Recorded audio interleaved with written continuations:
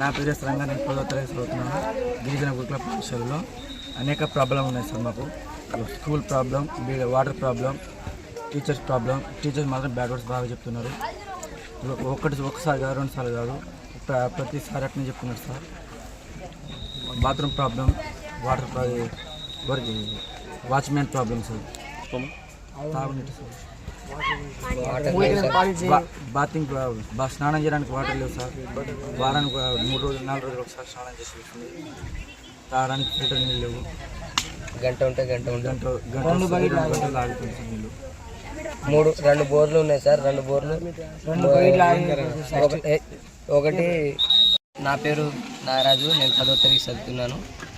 మాకు 3 బోర్లు ఉన్నాయి. 3 బోర్లో ఒక బోరు వంటలకు పోతుంది, ఇంకో బోరు ఉంది కానీ అది పొద్దున్న వస్తుంది, 1 గంట పెడితే వస్తుంది, ఇంకో గంట ఆగుతుంది. అది కూడా 5th 6th వాళ్ళు చేస్తుర్రు.